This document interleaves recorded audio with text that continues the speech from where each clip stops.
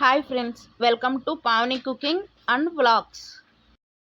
Bagara rice పలావ్ని సింపుల్గా టేస్టీగా ఎలా రెడీ చేయాలో తెలుసుకుందాం. ఈ వీడియో కనుక నచ్చినట్లయితే లైక్ చేయండి. ముందుగా స్టవ్ వెలిగించి గిన్నె పెట్టుకొని 4 స్పూన్లు ఆయిల్ యాడ్ చేసి ఆయిల్ హీట్ ఎక్కిన తర్వాత డాల్డాను యాడ్ చేసుకోవాలి. డాల్డా హీట్ ఎక్కిన తర్వాత చెక్క, లవంగాయ, బిర్యానీ ఆకు, బిర్యానీ పువ్వు మొత్తం మసాలా వేయాలి. వేగిన తర్వాత సన్నగా తరిగి పెట్టుకున్న ఆనియన్స్ను యాడ్ చేసుకోవాలి. ఆనియన్స్ గోల్డెన్ బ్రౌన్ వచ్చేదాకా వేయించుకోవాలి. ఆనియన్స్ను గరిటెతో ఒకసారి మిక్స్ చేసుకున్న తర్వాత సన్నగా తరిగి పెట్టుకున్న పచ్చిమిరపకాయలను వేసుకోవాలి. పచ్చిమిరపకాయలు వేగిన తర్వాత క్యారెట్టు, సన్నగా తరిగి పెట్టుకున్న టమాటాలను కూడా యాడ్ చేయాలి. క్యారెట్, టమాటాలు మగ్గిన తర్వాత ముందుగా సువ్వి పెట్టుకొని ముక్కలుగా కట్ చేసుకున్న బంగాళదుంప ముక్కను యాడ్ చేసుకోవాలి. బంగాళదుంప ముక్క 2 నిమిషాలు మగ్గిన తర్వాత ముందుగా నానపెట్టుకున్న మిల్లీ మేకర్ను యాడ్ చేసుకోవాలి. ముక్కలన్నీ మిక్స్ చేసి మగ్గిన తర్వాత కొత్తిమీరను వేసుకోవాలి.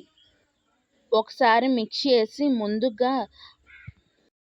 ముందుగా మిక్సీ పట్టుకున్న అల్లం వెల్లుల్లి పేస్ట్ని యాడ్ చేయాలి. అల్లం వెల్లుల్లి పేస్ట్ పచ్చి వాసన పోయేదాకా వేయించుకొని గరం మసాలా, బిర్యానీ మసాలా యాడ్ చేసుకోవాలి.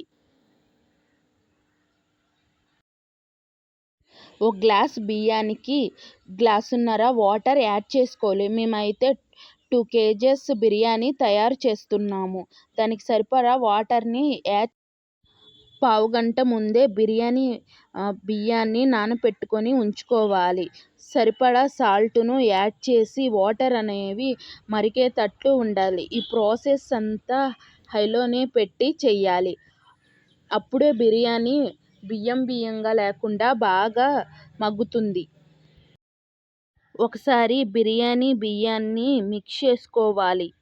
మిక్స్ చేసుకోవడం వల్ల బియ్యం అనేవి ఒకచాటే ఉండకుండా బాగా మగ్గుతాయి.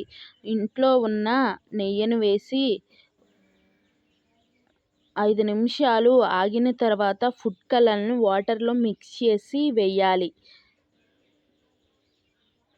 మిక్స్ చేయడం వల్ల పలావ్ అనేది బాగా కలర్ఫుల్గా కనిపిస్తుంది.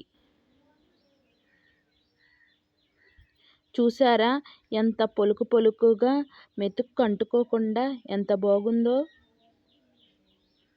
ఈ వీడియో గనక నచ్చినట్లయితే లైక్ చేయండి, షేర్ చేయండి, సబ్స్క్రైబ్ చేయండి. Thank you for watching.